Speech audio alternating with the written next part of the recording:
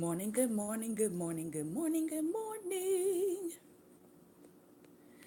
Good morning, good morning, good morning, good morning to you.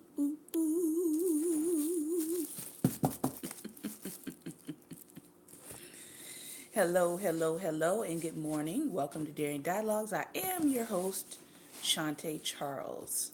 We are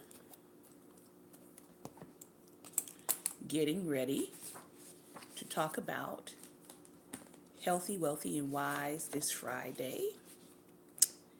And we have a couple of things here that we are going to be working through.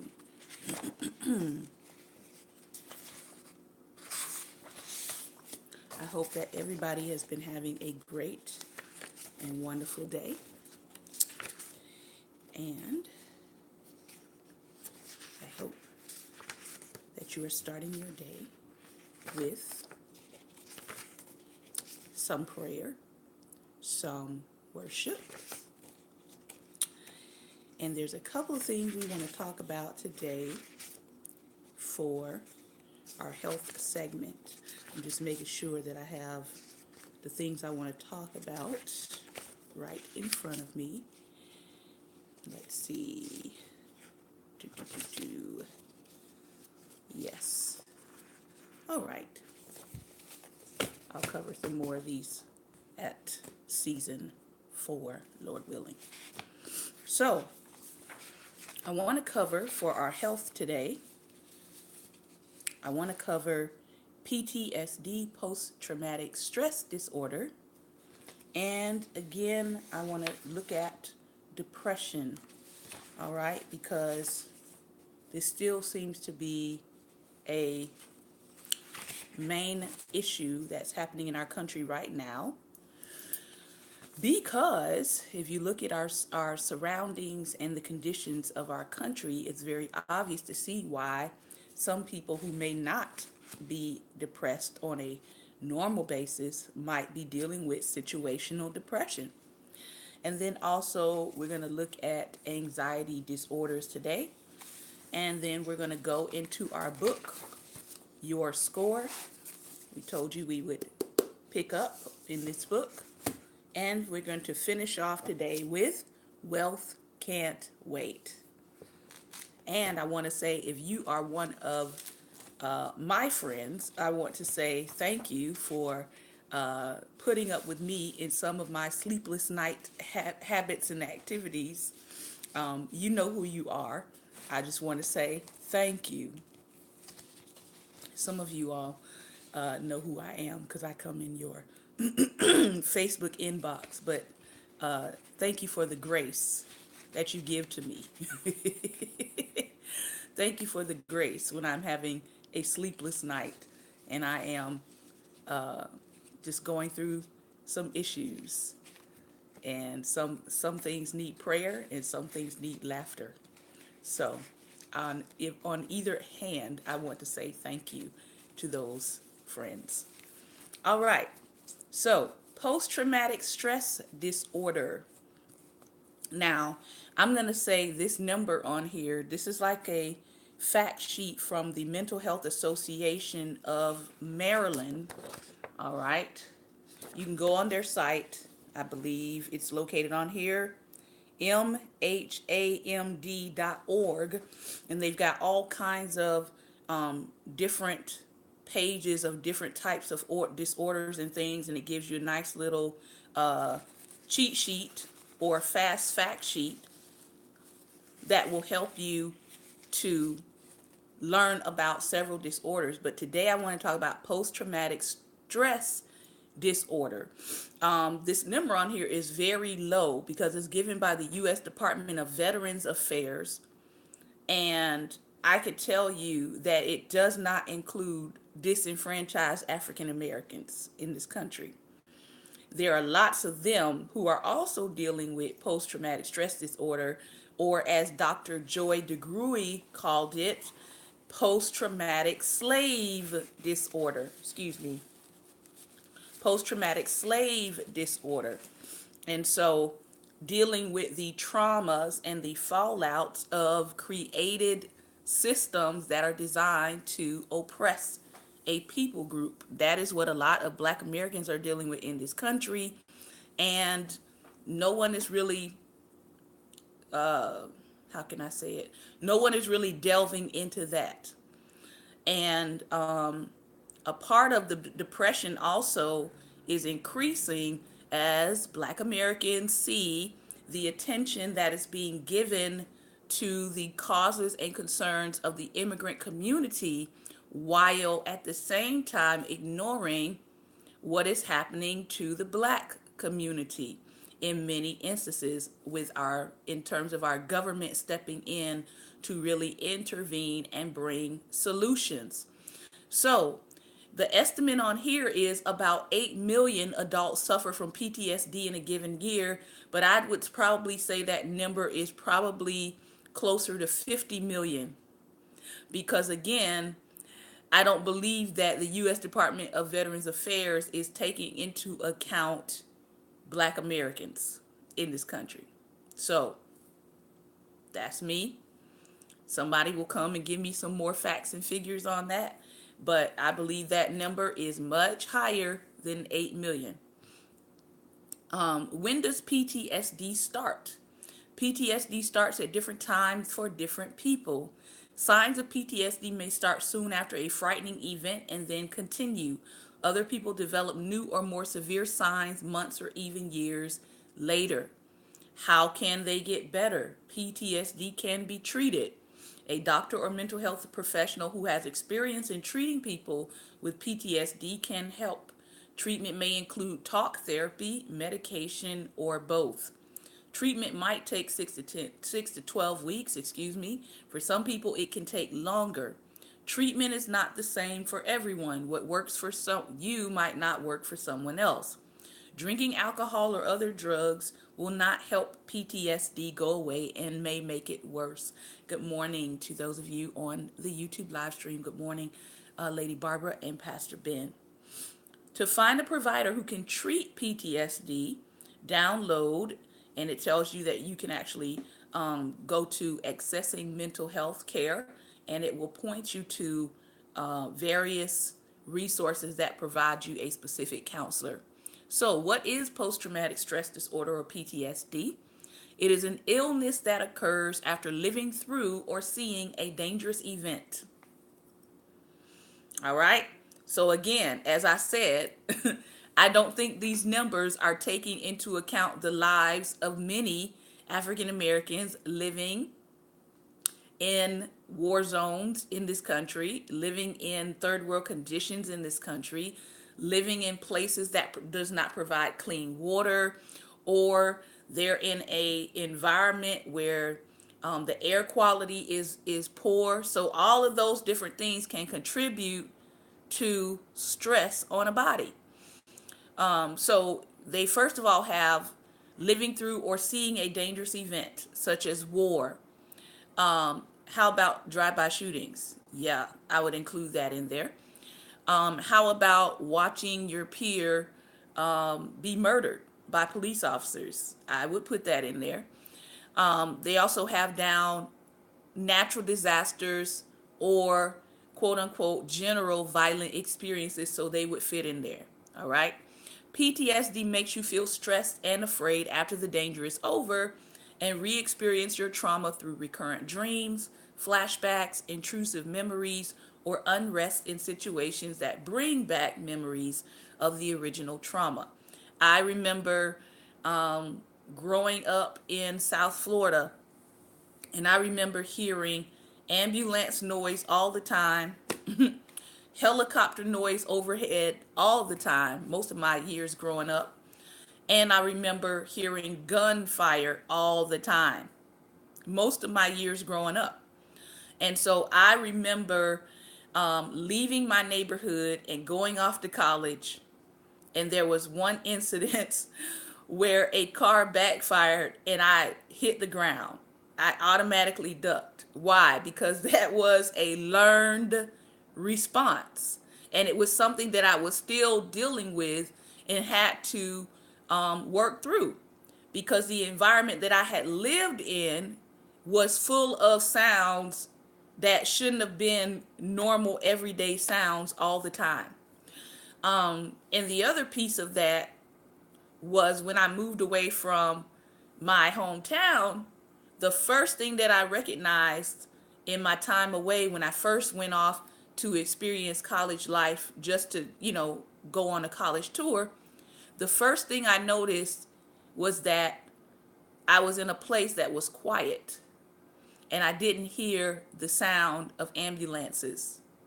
And I had decided, look at this, I decided from that moment, that city that I was in, that I woke up and it was peaceful and I did not hear siren sounds and ambulance sounds during the night. I decided, yes, I will be coming back to this city to go to school, because for the first time, I was not hearing the sounds of ambulances. And that city happened to be Tallahassee, Florida. Now, I find it very interesting that Tallahassee, Florida is experiencing a rise in crime. And so I don't know if that would be the same testimony, but that was what led me to want to come back to that city and attend college there. So you can have, again, dreams, you can have flashbacks, you can have memories of unrest, or it can trigger that original trauma and cause you to act based on that trauma that you experience.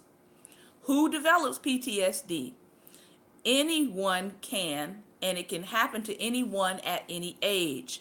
Children can get PTSD too, which is why what happened and is happening concerning the immigrant children is a travesty, because you are now inflicting upon them trauma that no sound person would want for their own child. So they have already acknowledged that children can get PTSD too. You don't have to be physically hurt to get PTSD. You can get it after you see other people, such as a friend or family member, get hurt. A person is more likely to develop post-traumatic stress if the response to an event involves intense fear. Think about what's happening to the children on the border. Yep, intense fear. Yes, taken away from your family. You don't know where your parents are. You don't speak English. You're crying out in Spanish and people can't help you or refuse to help you. That's what caused intense fear. Helplessness, because as a child, there's nothing you can do. Or horror. What causes PTSD? Living through or seeing something that's upsetting and dangerous can cause PTSD. These experiences can include death or serious illness of a loved one, war or combat, car accidents, plane crashes, hurricanes, tornadoes, and fires, violent crimes like a robbery or a shooting. There are many other things that can cause PTSD. Talk to your doctor if you're troubled by something that happened to you or someone you care about. Now, those are just experiences. Keep in mind that any one person throughout their life can have several of those experiences happen to them combined. So you're looking at, there are probably a lot of Americans who are undiagnosed that are dealing with PTSD. How do I know if I have PTSD? Your doctor can help you find out. Call your doctor if you have any of these problems for at least 1 month. Suffering from bad dreams. Feeling like the scary event is happening again. Experiencing scary thoughts you cannot control. Staying away from places and things that remind you of what happened. Feeling worried, guilty, or sad, or feeling on the edge. Sleeping too little or too much. Fighting with loved ones or frequent angry outbursts. Thoughts of hurting yourself or others. Feeling alone. Constant watchfulness, irritability, jumpiness, and being easily startled. All right. So, post-traumatic stress order, which leads me to another factor, which is anxiety disorders. Anxiety disorders deal with having extreme feelings of panic, fear, or discomfort in everyday situations. Anxiety is a normal reaction to stress. However, when it becomes excessive, irrational, or overbearing, an individual has difficulty functioning, it has become a disabling disorder. It may develop from a complex set of risk factors, including genetics, brain chemistry, personality, and life events. Affecting people of all ages, anxiety disorders are the most common type of mental health disorder, affecting nearly 13% of young people and 40 million American adults. Overall, nearly 1/4 of the population will experience an anxiety disorder over the course of their lifetimes. These are common types of anxiety disorders. There are panic disorders, characterized by unpredictable panic attacks. Symptoms are heart palpitations, shortness of breath, dizziness, and anxiety. These symptoms are often confused with those of a heart attack. If you're not sure what the symptoms are attributing to, call 911. Specific phobias, intense fear or reaction to a specific object or a situation, such as fear of spiders, fear of dogs, fear of heights, fear of darkness, fear of enclosed spaces. These often lead to avoidance behavior. The level of fear is usually inappropriate to the situation and is recognized by the sufferer as being irrational.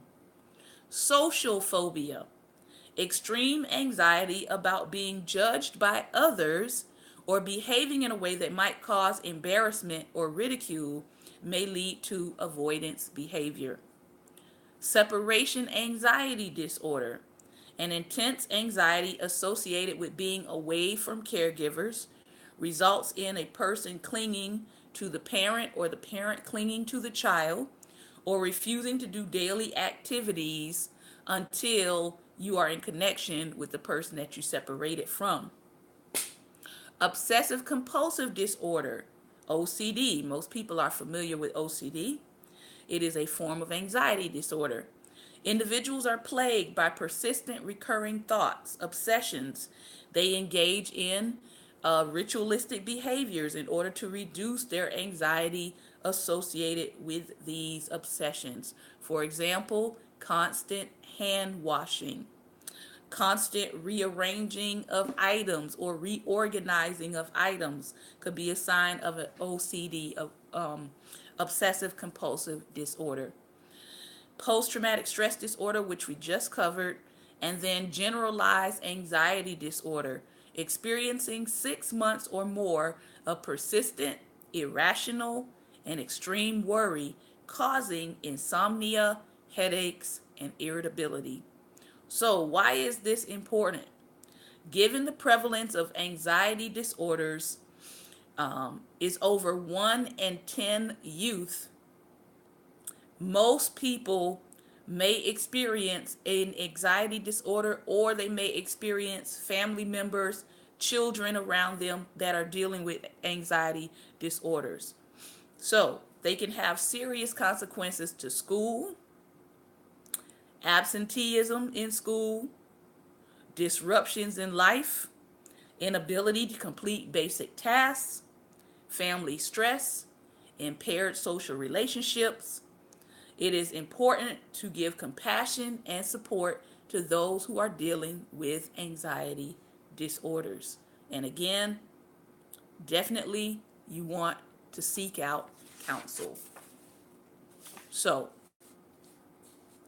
some resources that you can take a look at if you're dealing with anxiety disorders.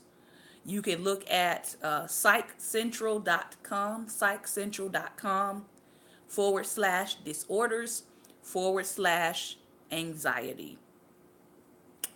And also, you can look at Anxiety Disorders Association of America, who actually assists people dealing with anxiety disorders. They assist them with finding a therapist, understanding their disorder, and treatment recommendations. And this organization is ADAA.org. ADAA.org. All right. Lastly, depression. Do you feel tired, helpless, or hopeless? Are you sad most of the time and take no pleasure in family, friends, or hobbies? Are you having trouble working, sleeping, eating, and functioning? Have you felt this way for a long time? If so, you might be dealing with depression. Disclaimer here, I am not a psychologist, psychiatrist, or registered therapist. So all of the information that I'm giving you is for educational purposes, and I am pointing you to the professionals where you can find actual help. So, 6.7% of adults suffer from major depressive disorder in a given year. Does depression look the same in everyone? No. Depression affects different people in different ways. Women. Women experience depression more often than men, according to research. Women with depression typically have symptoms of sadness, worthlessness, and guilt. Men are more likely to be tired, irritable, and sometimes even angry. They may lose interest in work or activities they once enjoyed and have sleep problems. Older adults may have less obvious symptoms or may be less likely to admit to feelings of sadness or grief. They are more likely to have health conditions like heart disease or stroke, which may cause or contribute to depression. Children may pretend to be sick, refuse to go to school, cling to a parent, or worry that a parent may die. Older children and teens may begin to get into trouble more often at school and be irritable. So, what is depression? Because everybody can have times where they feel low, but these feelings usually pass after a few days. When you have depression, the low feelings persist and they can be intense. These low feelings hurt your ability to do the things that make up daily life for weeks at a time. Depression is a serious illness that does need treatment. The most common types of depression are major depression, which is severe symptoms that interfere with your ability, to work, to sleep, to study, to eat, to literally enjoy life. An episode can occur only once, but more often a person has several episodes in their lifetime if they're dealing with major depression. Persistent depressive order, depressed mood that lasts for at least 2 years. A person diagnosed with persistent depressive disorder may have episodes of major depression along with periods of less severe symptoms, but symptoms must last for at least 2 years. So, what causes depression? There, of course, are different factors. Depression tends to run in families. One of the reasons for this has to do with genetics. Because I know that my genetics are Native American, I know that depression is something that runs genetically, and also because of the environments that my ancestors were placed in, it is a genetic factor for Native Americans. Depression, alcoholism are some of the major things that run in Native American genetics. All right. So, because I know that, right, I focus on my mental health intentionally every day, all the time. Some genes increase the risk of depression, while others increase resilience and protection against depression. Experiences like trauma or abuse during childhood and stress during adulthood can raise the risk of depression. However, the same stress or losses may trigger depression in one person and not another. Factors like a strong family bond and healthy social connections can increase resilience. And this is one of the concerns right now with our society and the way that we are disconnecting in person and only choosing to build connections online, which are not as solid, right, as you would have a person to person, in person connection with someone. Now, people do take their online friendships that they're building, and at some point, they're either talking to the person, getting on the phone and talking to them, or they are meeting up with them in a physical environment so they can build a more solid relationship, right, with people. That is important.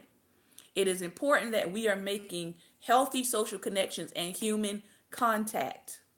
All right? Because these things can increase your resilience against depression, for one. Research has shown that in people with depression, there can be subtle changes in the brain systems involved in their mood, their energy, and their thinking, and how the brain responds to stress. The changes may differ from person to person, so that a treatment that works for one person may not work for another.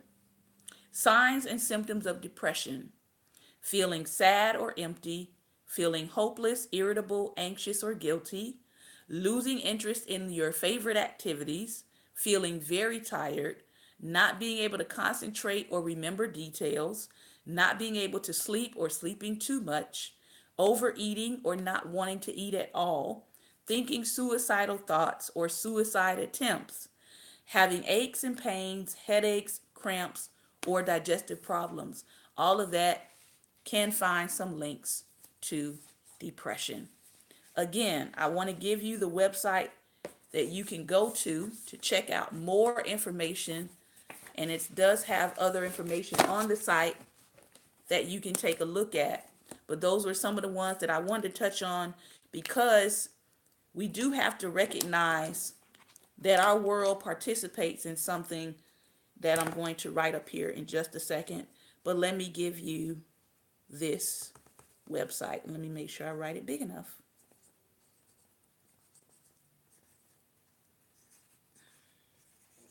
And the other one.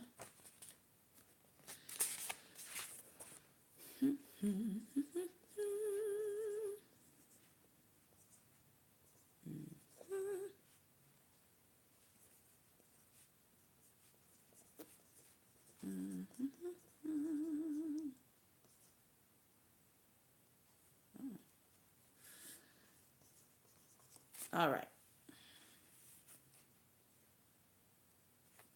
So you have, if you're in the Maryland region, you can check out mhamd.org.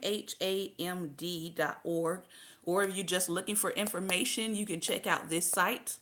But if you are in Maryland, they also have resources on there where you can sign up and look for therapists in the area.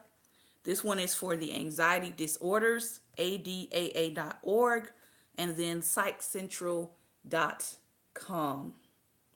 All right.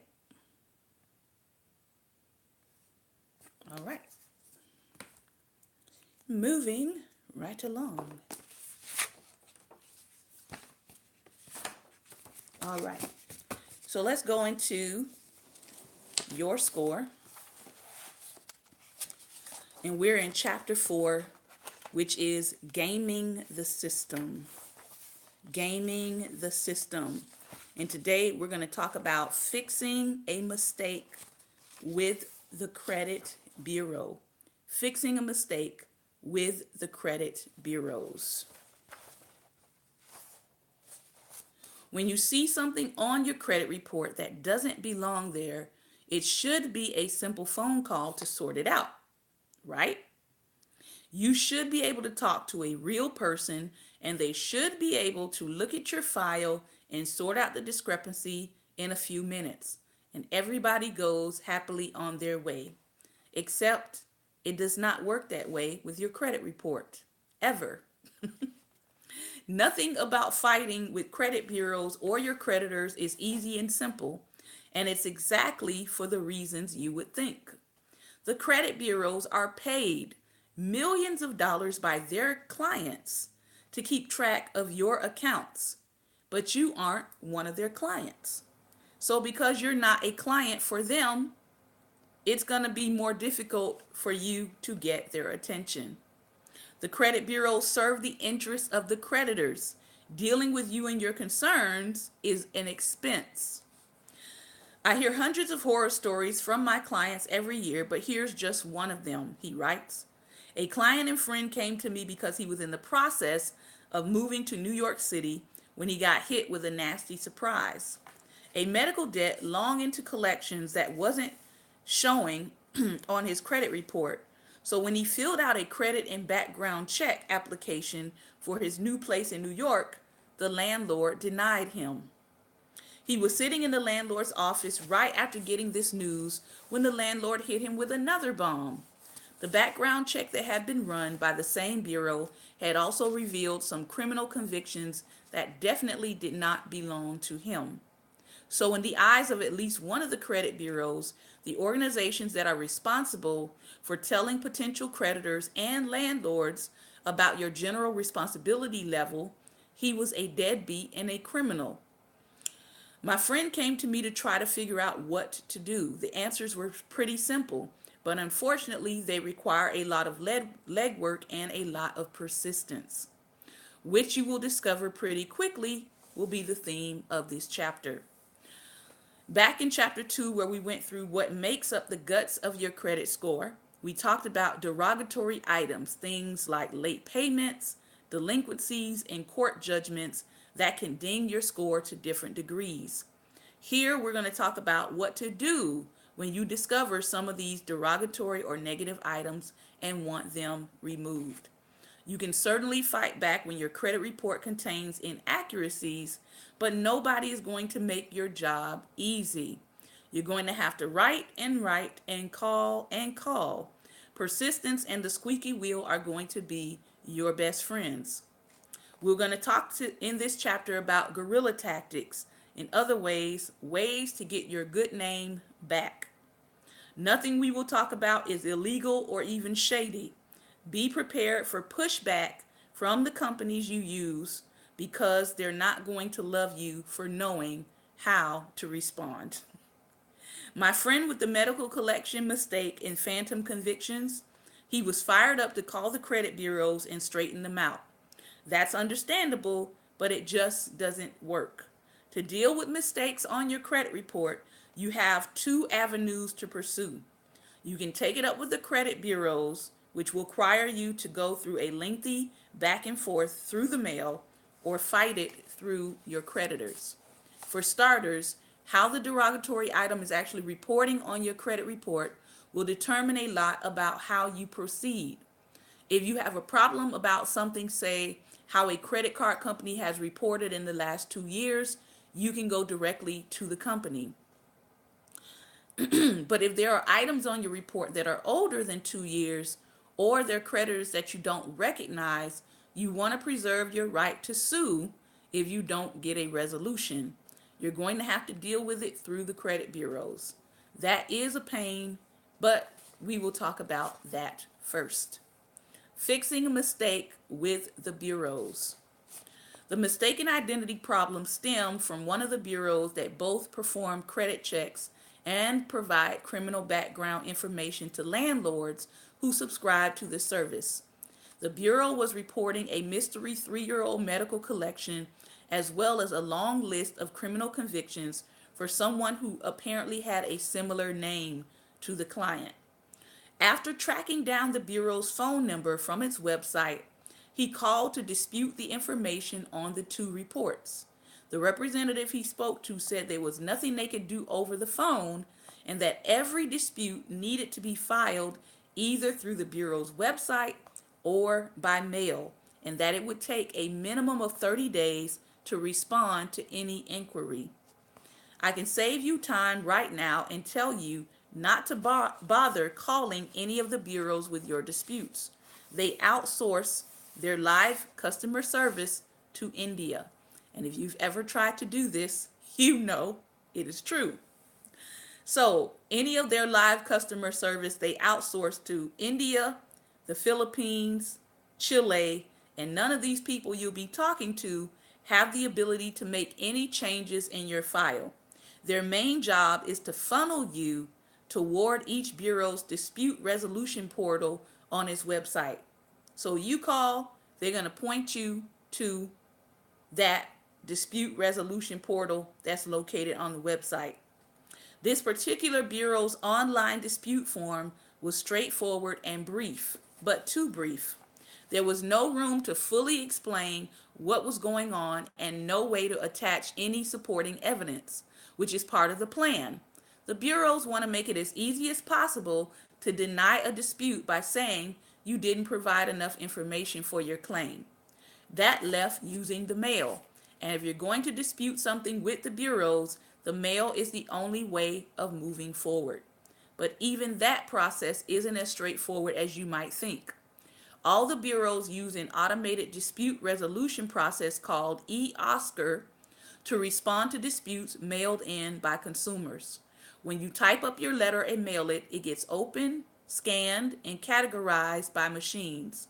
The software spits out a 2 or 3 character code that represents the category of your dispute and sends it along with a brief summary of your dispute language to the creditor to verify the information. Good morning, everyone. The creditor then replies to the bureau, confirming the information or stating that there's been some kind of mistake. It won't be surprising to learn that you don't have much of a chance with a machine. Your overall goal, of course, is to get your dispute kicked out of the automated character reading machine and then processed by a real person. The easiest way to do it is to handwrite your dispute letter on paper that is some color other than white. A nice, legible cursive is great for the job. You want the bureau employee to be able to understand what you're saying, just not the computer. So remember, he's talking about gaming the system. How do you get yourself out of the automated process so that your dispute will actually be read by a real person?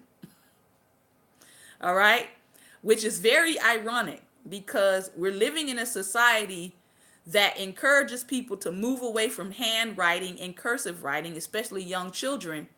So now everybody types everything, but he's telling you that because of the automation of the system, it's not going to see you as an individual person. It's going to make a calculation about you. It's going to put a code in and then send you some information back. So the way around that, as he said, write your dispute on paper that is other than white and use a nice legible cursive handwriting. My client got his credit report from the bureau that was claiming he had a medical collection debt, and he mailed in his dispute as I suggested. He requested that the bureau verify his debt, meaning the creditor had to respond with identifying information that proves my friend was the one who signed up for the debt. This is something that you can do when you're trying to dispute. They have the burden of proof to verify the debt that's on your credit report and that you actually signed up for the debt. In about 5 weeks, he received a letter back saying that his dispute was rejected, but he didn't get any reason for it. Again, that is not surprising.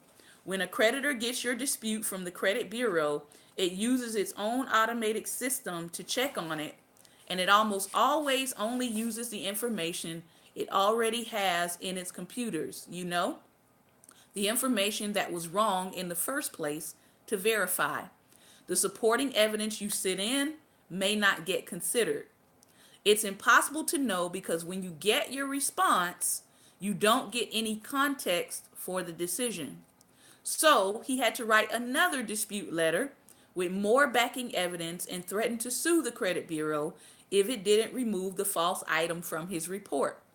Not only was the medical collection attributed to somebody with a different middle initial, but it was from a time when he could verify through his medical insurance records that he didn't even set foot in a hospital. Another 5 weeks later, he finally received the letter he was looking for, one that said the collection was being removed from his account. By now, 3 months had passed, and he was living in a month-to-month sublet while he tried to get this sorted out. The truth is, he was actually pretty thankful. The back and forth with the letter writing can go on for months, with weeks and weeks in between communication. It often lasts so long that in our office, we refer to the letter exchanges as rounds, as in, we're in round 3 with Experian or TransUnion. Winning the battle over the erroneous medical collection debt was only part of the war. He had to do an entirely separate and parallel dispute process with the same bureau about the merging of his records with someone else. For those records, he started by calling the court that was listed on the records to see if it could give him more information. It was a court in a city he'd never been to, in a state he'd never visited. The response he got from the court was, unfortunately, typical. The vast majority of courts in the United States don't forward information to credit bureaus. It just isn't one of their priorities. But data aggregators like LexisNexis do scrape the information from court records, and they sell it on to the bureaus, which then market it to landlords and employers for background checks. It doesn't take too much imagination to see what happens next. During the process of scraping the records, transferring them to the bureaus, assigning them to different credit reports, mistakes can get made. The papers can be scanned wrong. It can be a keystroke error from the courthouse or the credit bureau. But millions of people are walking around with bad information tagged to their credit report. And the only party with the incentive to pay attention and get it removed and do something about it is you. If you think it's problematic that the credit bureaus were accepting information on liens and civil judgments to use in calculating your credit scores without cross-checking the information, you are not alone. In July 2017, the bureaus finally agreed to vet the information more closely, and if liens or judgments do not include a name and address and either a social security number or date of birth, they will be excluded from your credit reports from now on, provided by Equifax, Experian, and TransUnion. This is not a small adjustment. Virtually all civil judgments and about half of tax liens do not meet this criteria. And more than 10 million consumers probably saw some kind of score improvement in the months immediately after the change. This is not something that was a big announcement, but if you were, during last year, if you were going through the process of dealing with your credit, you would have found out about this change. By the way, once you do get that letter that says a mistake has been corrected, you might be tempted to count on the rules which say that the bureaus fixing the mistake has to notify all the other bureaus to make sure that mistake doesn't appear elsewhere. Don't rely upon that. Send a copy of the letter along with your own letter by mail, not email, to the other 2 bureaus, letting them know you've resolved this dispute and that it should not appear on their versions of your report. In a day and age when most communication happens through email, you're probably going to get tired of stamping and mailing stuff. But every time you close an envelope, feel good about the fact that you're not getting pushed off your goal just because the bureaus want to put obstacles in your way. So, how to fix it with the bureau? Colorful paper.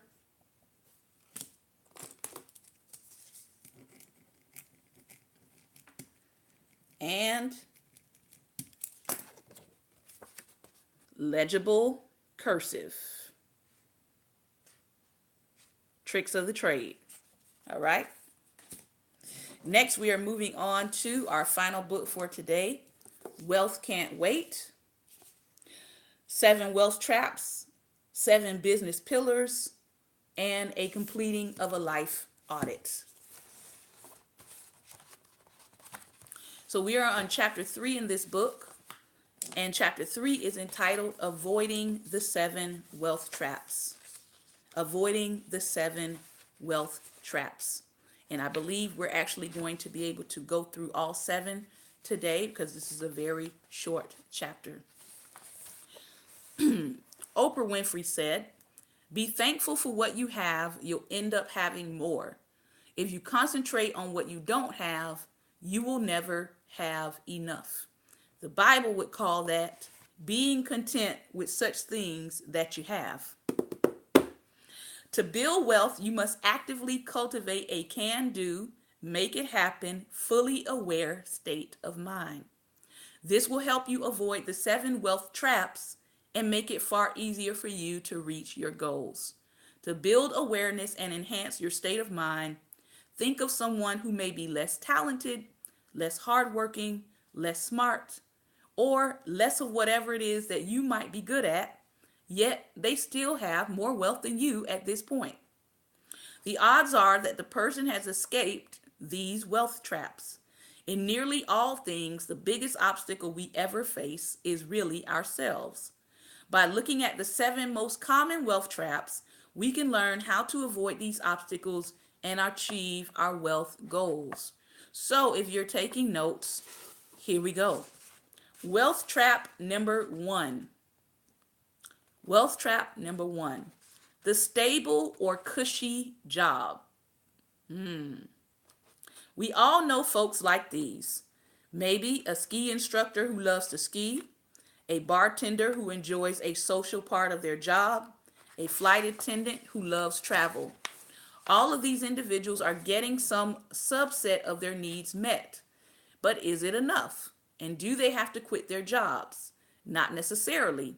They could still achieve their wealth goals by doing something even small to make a big impact. For example, the skier could create a skiing school.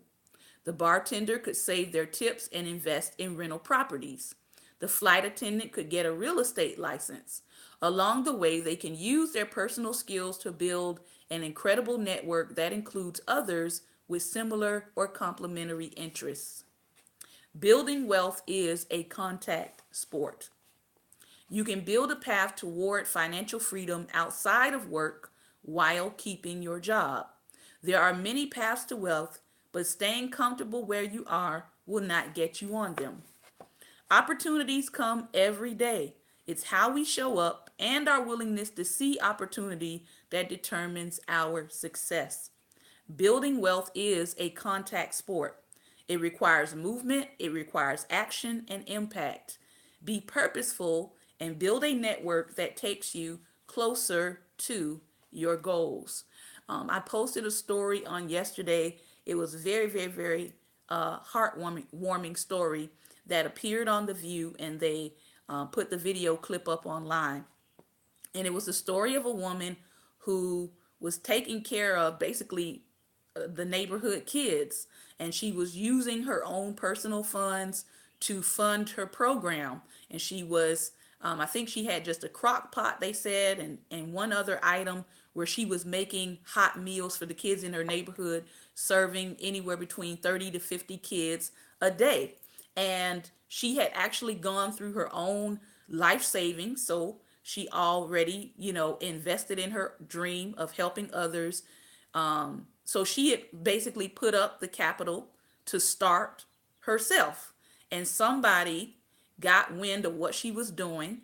And then they did a local news report on her. And then Whoopi Goldberg saw the local news report and decided to bring her on the show.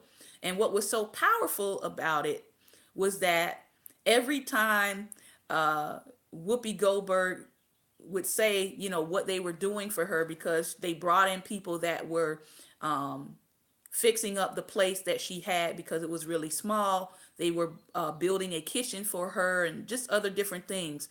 But then after that, they had other people who also had businesses that wanted to donate their goods and services to the children that she was serving. And then each one of those businesses gave her a donation towards her company. And then after that, they gave her a cash award. And the main thing that I saw in that, and I shared it with someone I'm coaching right now, is that if you get in line with your purpose, yeah, you got to see it. It was actually really, really powerful. If you get in line with your purpose and you stick to it and you are consistent, maybe you don't have all the resources that you want for it, right? Maybe it feels like your purpose is struggling. Maybe you see something greater about how your purpose is supposed to operate. But the point was, she was doing her purpose with what she had, right? And so, because she did that, she was in a place for somebody to recognize that, as he said, building wealth is a contact sport, right? She was in a place for somebody to recognize that she was actually moving and acting and moving towards her purpose. She was walking in it. She wasn't waiting for the capital to come. She was working with what she had. And so that was what I saw. The power of getting in your purpose, working in your purpose, and then people lined up to serve her purpose. She wasn't doing it for people to notice her purpose, right? She was already moving and operating in her purpose, and people lined up to serve what she was doing already. You know, kind of like how Jesus saw the disciples in their professions.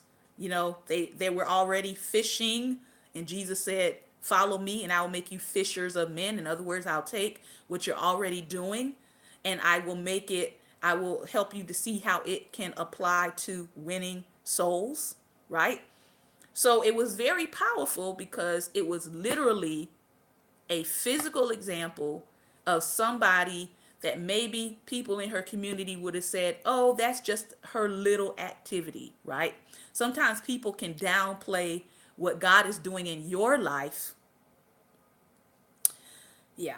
Sometimes people can downplay what God is doing in your life because it may not seem as significant to them as it is to you. But then God said to me,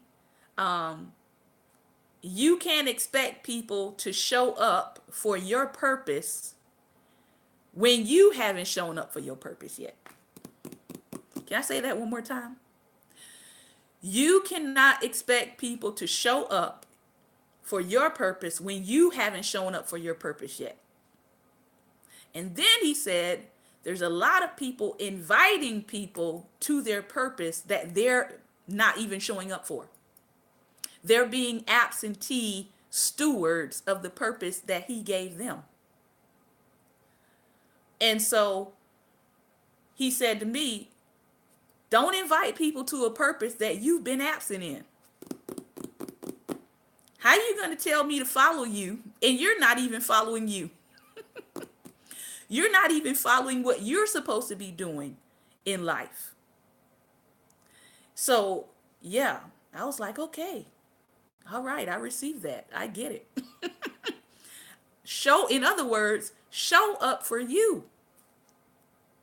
Don't just show up because you hope somebody will see your purpose and get excited about it. No, you be excited about your own purpose. You be present in your own purpose. You stay consistent in your own purpose. You be present. You live ready in your own purpose. And as you are walking that thing out, people will see you walking it out and they will say, I like what you're doing. How can I assist? I like what you're doing. How can I get on board? I like what you're doing. How can we undergird it? I like what you're doing. I see where you're going because you're already actively working in it. How can we bring increase to this thing and take it to the next level? But if you're not even showing up for your purpose, nobody knows where you're going. Nobody knows where to follow you to, right? So again, this woman had a very, very small building, but they had a place that they could get to. Somebody said, you know, you're preaching, right? She had a very small building, but they had a place where they could get to, right? They had a place where they could drive up to say, this is the place that we're going to remodel. All right? Sometimes our resources are driving around trying to figure out where to land because you have not set yourself to be still and work and bloom in your purpose. So your blessings are just riding around looking for you. And they're trying to find a depot, they're trying to find a drop-off point, etc. And they don't have a drop-off point yet. But when you get in your purpose, somebody write this on the screen. Your purpose will locate you. Your purpose will locate you for your resources. Your purpose will locate you for your resources. So, what does that mean for us? That means that we got to get into our purpose and stay in it. No matter how exciting or appealing other people's purpose seems, stay in what God told you to do. Wealth trap number 2, risk avoidance. Thank you. Your purpose will locate you for your resources. Wealth trap number 2, risk avoidance. We all fear failure. We want to get it right. This is human nature. Ask yourself, what is truly at risk? Will you starve? Is your life at risk? Wealth is built alongside some risk. And the longer you wait, the greater the stakes. If you take your savings and buy a property, one you can fix up and rent out or sell, what's truly at risk? The biggest risk in life is not taking one. Is it ego? Do you think you will get ridiculed for failing? More likely, most people will probably envy you for being bold enough to take such a risk. We're not going to sugarcoat. Building wealth involves taking risks, but it's overinflated compared to the risk of doing nothing. The biggest risk in life is not taking one. Wealth trap number 3. And a lot of people get stuck here. A friend of mine this week, he said, it's amazing how many people have gotten angry or upset with him or tried to fight with him anytime he talks about how his family is building wealth and how his family is creating wealth for their future generations. He said he can talk about anything else and people will applaud him. They will like his posts. They will say, that's great. But the moment he starts talking about how his family is building and creating wealth, he says he gets a lot of negative feedback. So that's a wealth trap. Viewing wealth as a negative. At some level, do you view money as dirty? Do you feel like you have to apologize for wanting to build wealth? What positive impact could you have on your family, your friends, and even on the world at large? Celebrate your pursuit and look at it as a pathway of freedom. Steer clear from people who think money is a dirty word. Can I say that again? We're talking money, not mammon. All right? Mammon is a spirit that attaches itself to people. Thank you, Holy Spirit. Mammon is a spirit that attaches itself to people whose heart loves money. That was good. Somebody needs to write that down. Mammon is a spirit that attaches itself to people whose heart loves money. You know who mammon comes to find? Mammon comes to find greedy people. Wealth trap number 4. I got to keep going. Wealth trap number 4, not staying the course. The pursuit of wealth, like any path in life, has its ups and downs. You'll win some and you'll lose some. We see people quit way too early. If you take an initial step and then have a bad experience, is it really time to quit? When you face a setback, you have a choice. You can jump ship Thank you. You can jump ship by focusing on the sting of the loss, or stay the course and reap the value of the lesson. Just remember, you had courage before the loss, and now you have the power of more experience and information as you move forward. If you failed, it's okay. Take the lesson and march forward with more experience under your belt. Wealth Trap 5. The victim and negativity trap. Bad stuff happens every day. Life can be hard. Unfair things do occur. If you build a house in your past misery, move in and hang pictures on the walls of negative things that happened to you, you could easily get stuck there, maybe forever. It's hard to move forward with a positive vision when you are locked into an event from the past. Victimhood leads to blame, apathy, and general malaise. It's hard to move forward when you are locked into events from the past. Negativity tends to lead to inertia and despondence. Don't let a bad occurrence hold you back. And wealth trap number 6, the know it all trap. There is someone who thinks that they know it all in every crowd. As Stephen Hawking said, the greatest enemy of knowledge is not ignorance, it is the illusion of knowledge. On the path to wealth, stay curious. The illusion of knowledge, the expert syndrome, stops curiosity, hinders teachability, and limits your journey. So, we don't have the expert syndrome over here. That's why we read. That's why we learn from the experts, because we don't know it all. I want to thank you for your time and attention this week. This has been another episode of Daring Dialogues, and I have been your host today. I hope that I have said something that was helpful for you, that was inspiring for you. And yes, as someone said, ultimately, I am preaching Monday through Friday, 11 a.m. Eastern Standard Time. Some of you have figured it out, and some of you still haven't figured it out yet. So, remember, light is the most daring opposition to darkness. So please go out today and be light. I want you to have a wonderful weekend.